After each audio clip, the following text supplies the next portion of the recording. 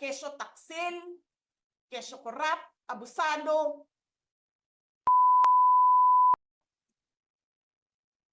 Tapos nakalagay pa sa second order nila, I violated security regulations when I visited. Before ako pumupunta dito, pinapa-clear ko yung oras ko. 11 to 1, 4 to 5.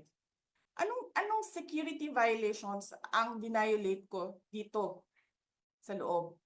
They allow other visitors to come in here. Pero ako, sinabihan ako kanina, hindi ka pwede bumisita dyan sa loob.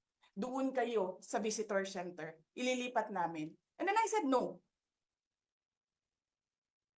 Sabi ko, sinabi ni Secretary Chua, through that lawyer, I think Attorney Agnes, I don't know if I remember the name correctly right now, na yes, she can visit subject to the guidelines of the detention center. And so anong ginawa ko mali? Basta na lang ba ganon? Sasabihin nyo, I violated security regulations. Ano yun? Wala naman ako dalawang baril. Nung sinabi sa akin na hindi ako pwede pumasok, nag-antay ako. Alam mo, binibigyan ko pa ng pasensya yan si Taas ba yan? Kanina eh. Ngayon hindi na. Nagsinungaling pa siya. Na I refused daw to leave last night when I did not even know na pinapaalis ako. Ang sinabi lang sa akin, papatayin ang kuryente. Which I said, okay lang. Kasi may flashlight naman ako. Hindi ko naman kailangan ng kuryente.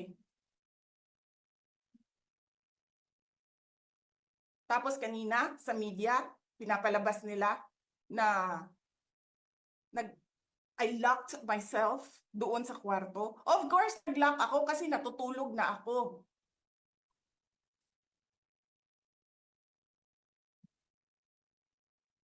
Tapos, what? Bawal ako magstay sa opisina ni Congressman Pulong Duterte. Bakit? Is not that government property? I was allowed by the lawful occupant and possessor of that office to stay there, to assist a detainee who is inconsolable right now, na hindi mo na alam kung yung sakit niya sa likod is a heart attack o ano, kasi hindi nila pinapapasok yung doktor. 'Di ba? So yes, hinahanap ko kanina, sabi ko, where is this permission from the speaker? Na meron kayong committee hearing kanina in the dead of the night to give an order na i-commit doon sa correctional facility. And where is the rule that says kapag may violation sa detention facility ay ililipat sa correctional facility? Ano yun? You make rules as you go along? Ano yun? Di ba dapat sa demokrasya, there's a rule of law? And then they make rules as they go along?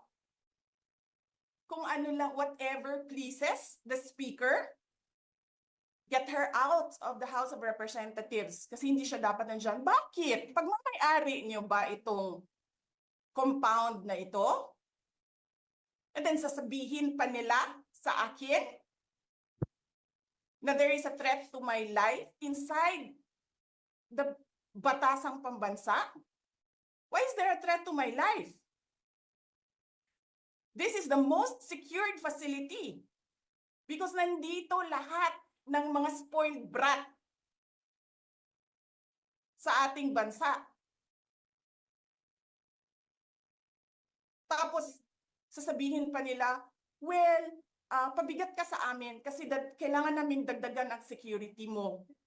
Bakit? Trabaho ba nila magbantay sa akin? Eh di ba trabaho ng BPSPG yon? Na may I just say?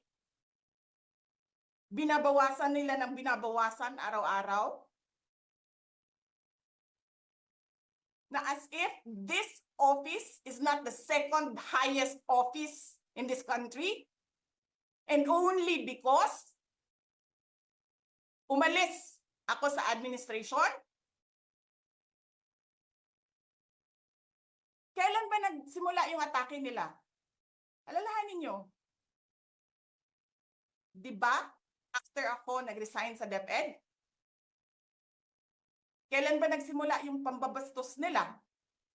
Last year. After that meeting with the Makabayan Black and Martin Romualdez. They started destroying my name, pummeling me in the media with a multi-million PR campaign.